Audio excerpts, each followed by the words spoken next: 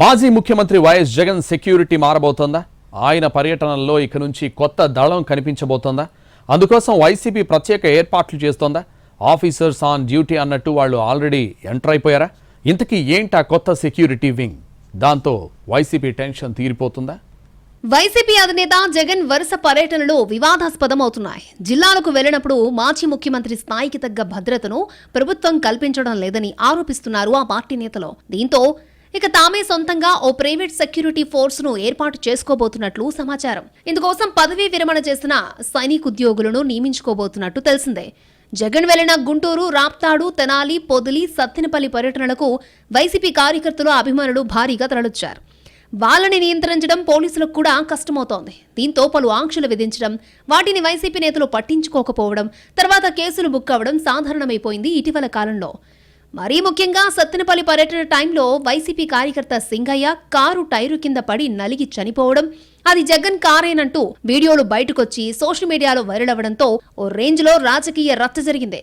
అటు Z+ security ఇవ్వాల్సిన మాజీ సీఎం విషయంలో కేంద్ర ప్రభుత్వ మార్గదర్శకాలను రాష్ట్రం పాటించడం లేదంటూ హైకోర్టు మెట్లెక్కారు వైసీపీ నాయకులు.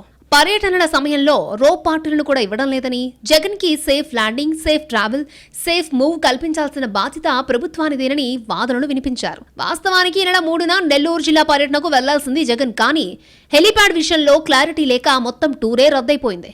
హెలీప్యాడ్ కు చివరి నిమిషం దాకా అనుమతినివ్వలేదని, తాము పిటిషన్ వేశాక హడావిడిగా ఒక ప్రాంతాన్ని ఎంపిక చేసి ఇదే హెలీప్యాడ్ అన్నారని కోర్టుకు వివరించారు వైసీపీ లీడర్స్.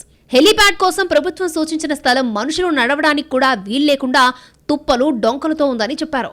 ప్రధానంగా రోప్ పార్టీని నియమించకపోవడం వల్ల జగన్ పర్యటనల్లో ప్రమాదాలు జరుగుతున్నాయని కోర్టు దృష్టికి తీసుకెళ్లారు వైసీపీ నేతలు. జూన్ 18న రెంటపాళ్ల పర్యటన టైంలో రోప్ పార్టీ లేకపోవడం, సింగయ్య అనే కార్యకర్త కారు కింద పడి చనిపోయాడన్నది వైసీపీ నేతల వెర్షన్.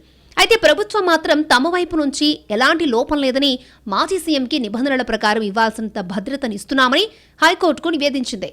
ఈ పరిస్థితుల్లో బుధవారం నాడు మామిడి రైతుల పరామర్శ కోసం జగన్ చిత్తూరు జిల్లా బంగారుపాళ్యం పర్యటనకు సిద్ధం కావడంతో ఆయన భద్రతా అంశం మరొకసారి తెర మీదకొచ్చింది.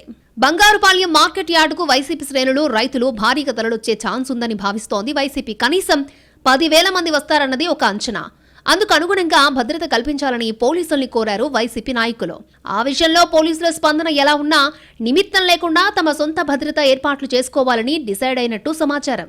జగన్ భద్రత కోసం ఆర్మీ రిటైర్డ్ ఉద్యోగులతో ఒక ప్రైవేట్ సెక్యూరిటీ వింగ్ ని ఏర్పాటు చేసుకోబోతున్నట్టు తెలుస్తోంది. ఆర్మీ రిటైర్డ్ ఉద్యోగులైతే ఆయుధాలు, ఇతరత్ర విషయాల్లో ఇబ్బందులు రావని, కొంతవరకు తమకు ఉపశమనం ఉంటుందని భావిస్తున్నారట.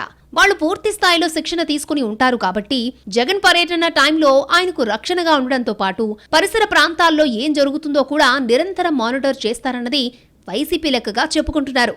ప్రస్తుతం వాళ్లు ఎక్కడా బయటికి కనిపించకున్నా జగన్ బంగారుపాళ్యం టూర్ నుంచే రంగంలోకి దిగబోతున్నట్టు తెలిసిందే. ప్రైవేట్ సెక్యూరిటీ ఎంట్రీతో వైసీపీ టెన్షన్ తగ్గుతుందా, లేక కొత్త సమస్యలు వస్తాయన్నది చూడాలి అంటున్నారు రాజకీయ పరిశీలకులు. మ్యాంగో మార్కెట్ టూర్ తర్వాతే ఈ విషయంలో క్లారిటీ వస్తుందని అంటున్నారు.